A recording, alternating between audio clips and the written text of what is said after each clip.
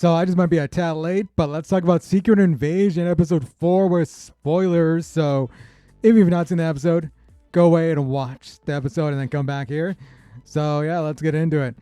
So that last episode left out with Gaia, Emilia Clarke getting shot, and yeah, she's still alive. As I thought she might be, she is still alive because she has the extremist in her. So is she a super scroll now? That's all I'm wondering. I don't know. She probably can't do the Groot abilities or the Frost Beast or whatever. What was the other one? Like co-obsidian thing, whatever. So yeah, I don't know. But she's got the extremists, which kept her alive after being shot by Gravik. So yeah, that's cool. I want to see Emilia Clarke still in this show. So I'm glad she didn't die. But did she have enough time though? That's what I'm wondering also. Like, did she have enough time to get to get herself at least extremist powers, I guess. So I guess she did if she did it before she got the information or got the code word from the last episode. So yeah, whatever. That's not really important right now, but I'm glad she's still alive. But also we had another flashback to 2012 right after the Avengers or right after the Avengers saved New York. And it's Nick going to meet Priscilla. I thought that was cool because it gave context to their relationship, or at least more context. It gives you a little bit more emotion when Skrull Rhodey is setting up for her to kill Nick Fury. And we got the confirmation last episode when she was on the phone that, yeah, Rhodey is a Skrull, like a bad Skrull.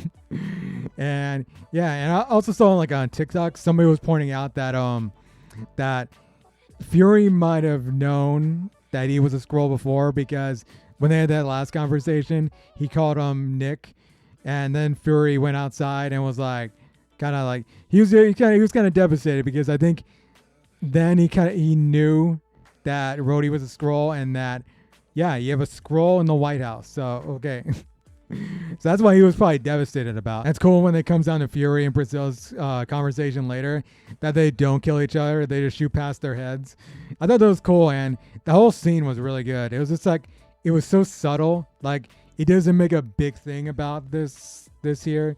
It just shows them that, yeah, they still care about each other, but yeah, I like the line.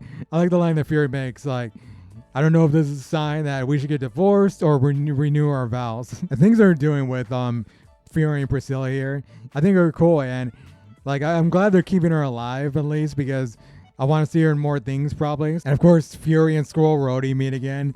You got Rhodey's got the video of him killing Mariel. Well, it's not him, but Gravik as him killing Mariel, and of course Fury has a tracking in his the drink he gave him, the bourbon he gave him. Yeah, but the one thing I like about Skrull Rhodey is that he or she, because it's actually it's actually a female Skrull that's posing as Rhodey, but yeah, they're kind of they're funny.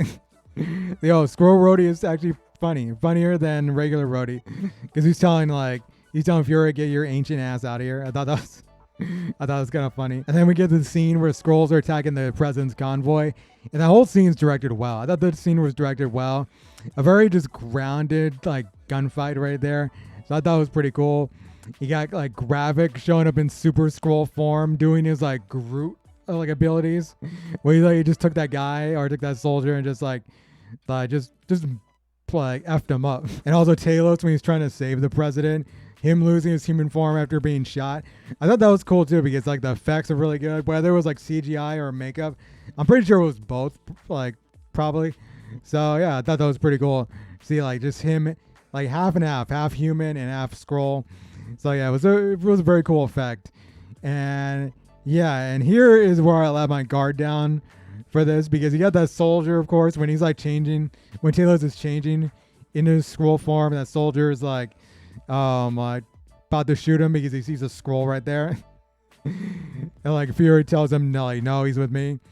But then when Talos is down, of course, you got that soldier coming back over. You think it might be that soldier coming to his good nature and trying to help him, but yeah, it was actually Gravik. It was actually Gravik. And then he just stabs Talos, and I was man, yeah, I let my guard down. I was not expecting that at all. So yeah, and Great writing too. It was great writing because I'm sure a lot of people were not expecting that. Even with scrolls here, because you gotta expect scroll, like you gotta expect anybody's gonna be a scroll. So yeah, that was a hard moment. But is Talos dead or not? That's what I'm wondering, because I think, like, I don't think he's fully dead yet, because like Fury had to leave him because he had to take the president, and yeah, it's like, you know, but you don't know what's gonna happen to like Talos though, because he just has soldiers around him. So you're like, what are these soldiers? Like, what is this? Is it the British? I think it's like the British government probably is gonna get a hold of him or something like that. So yeah, we'll see. I don't know, but like, yeah, I feel like he can't go out now. Like I was thinking Talos might end up dying in the show, but I feel like you just can't have him go out now because he's not really in good terms with Gaia, because he told Gaia early in the episode that if they can like get this mission complete, then he'll go to the president and they'll give him like a place to stay on Earth or whatever. And I was like, that's not gonna happen. There's no way that's gonna happen. And like Gaia was like, Gaia had sense. And she was like, no, don't tell me that. It almost seemed like that thing where like a parent would like tell their children, like a child, something, like even if they don't believe it, they just want their child to believe it. But like Gaia's like probably like in her 20s. So yeah, I don't know. But yeah, I don't think he's dead. I don't think he's dead at all. And I like this episode. This episode was good. I don't know if I said that yet, but it's a short and sweet episode. But I gotta think like the next episode better be like at least 50 minutes long, because there's only 2 remaining. So I want to see like, I don't want to see 30-minute episodes or even 40-minute episodes. I want to see like at least like 45. But I want 50. 50 or an hour more. Like last episode better be at like a more than an hour or something like that, or at least an hour. But we'll see. But I've liked this series so far. It's solid so far. I think it's one of the better Marvel Disney Plus series. It's just like the one thing that matters now is, will it stick the landing? We'll see, because there's been a couple, maybe like 3 or 4 that have not really stuck the landing for me. But this one hopefully does. Cross my fingers it does. So what do you think about this episode 4 of Secret Invasion? Did you like it? Have you been liking the series so far? Tell me down below. So until next time, I'll see you guys later. Rebel out.